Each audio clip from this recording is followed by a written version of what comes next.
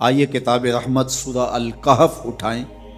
اللہ تعالیٰ نے ایک واقعہ بیان کیا ہے حضرت موسیٰ اور حضرت خضر علیہ السلام کا، کہ حضرت موسیٰ علیہ السلام عزم مصمم کر کے جب چلے تو اللہ فرماتا ہے کہ ہم نے حضرت موسیٰ علیہ السلام کو جس بندے کی نشانی بتائی تھی وہ بندہ ان کو وہاں مل گیا۔ سفید چادر اوڑے حضرت خضر علیہ السلام وہاں لیٹے ہوئے تھے، تو یہ جا کے ان کے پاس کھڑے ہو گئے کہ حضرت میں آپ کی خدمت میں اس لیے آیا ہوں کہ اللہ نے آپ کو جو خصوصی علم عطا کیے ہیں میں ان کو سیکھنے کی غرض سے آپ کی چوکھٹ پہ آیا ہوں۔ کہا تم میرے ساتھ صبر نہیں کر پاؤ گے، معاملے مشکل ہیں، سفر دشوار ہے، منزل کٹھن ہے، اور میرے معاملات ایسے ہیں کہ تم اعتراض کرو گے اس کے بغیر تم رہ نہیں سکتے۔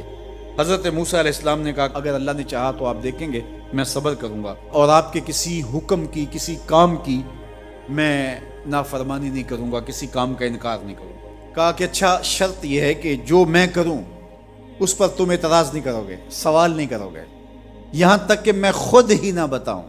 تو کہا کہ یہ شرط ٹھہری، میں کوئی بات نہیں کروں گا۔ فانطلقا، دونوں چل پڑے، دریا کے پار جانا تھا۔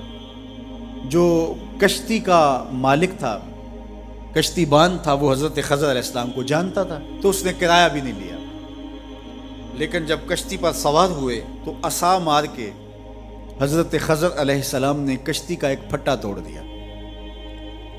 تو بے ساختہ حضرت موسیٰ علیہ السلام نے کہا آپ نے پھٹا توڑ دیا، یہ سارے ڈوب جائیں؟ کہا میں نے کہا تھا نا تم میرے کاموں پہ صبر نہیں کر پاؤ گے۔ حضرت موسیٰ کو یاد آیا، کہا میں بھول گیا تھا، اس پر مواخذہ نہ کیجیے۔ پھر دونوں چل پڑے، بچے کھیل رہے تھے، ایک خوبصورت لڑکا وہ بھی بچوں میں کھیل رہا تھا۔ حضرت خضر آگے بڑھے اور اس کی گردن مروڑ دی، اس کو قتل کر دیا۔ صاحب شریعت تھے حضرت موسیٰ علیہ السلام، نہ رہ سکے، پھر بول پڑے ایک جان کو بغیر کسی جان کے بدلے میں قتل کر دیا، اس نے گوایا کیا تھا ہمارا؟ آپ نے بہت ہی جو ہے وہ غلط کام کیا، یہ کام اچھا نہیں کیا آپ نے۔ کہا میں نے کہا نہیں تھا کہ تم میرے ساتھ صبر نہیں کر پاؤ۔ کہا ایک موقع اور دے دیجئے، اب اگر میں نے کوئی اعتراض اٹھایا تو پھر دوبارہ مجھے آپ اپنی صحبت میں نہ رکھیے، عذر تمام ہو جائے گا۔ پھر دونوں چل پڑے، یہاں تک کہ ایک بستی میں دونوں آئے تو آپ نے بستی والوں سے کہا کہ ہم مہمان ہیں، آپ ہماری مہمان نوازی کیجیے، کھانا کھلائیے۔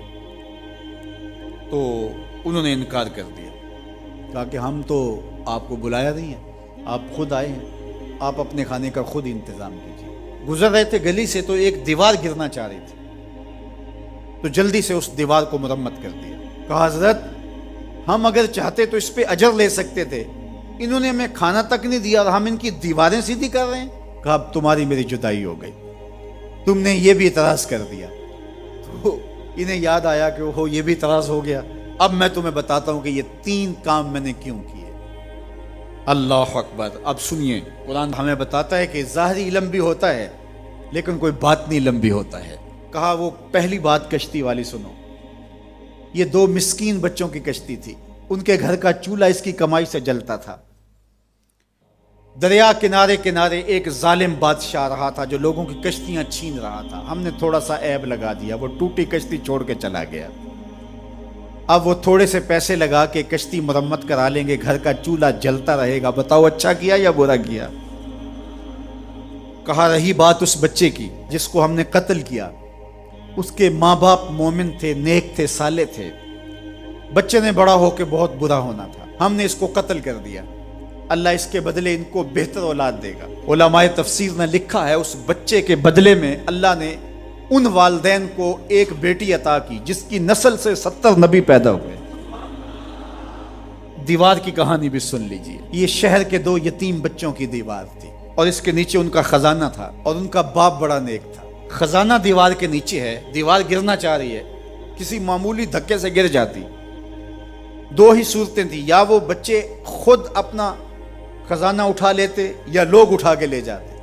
لوگ اٹھا کے لے جاتے پھر بھی ہاتھ میں کچھ نہ آیا، اور اگر وہ خود اٹھا لیتے تو بچے ہیں، بچپنے کی وجہ سے وہ اس کو اڑا دیتے۔ تو ہم نے اس کے اوپر دیوار کھڑی کر دی، جب تک وہ اس قابل نہیں ہو جاتے کہ یہ خزانہ نکال کے اس کو صحیح مصرف پہ لگا سکیں، اتنی دیر تک دیوار گرے گی نہیں۔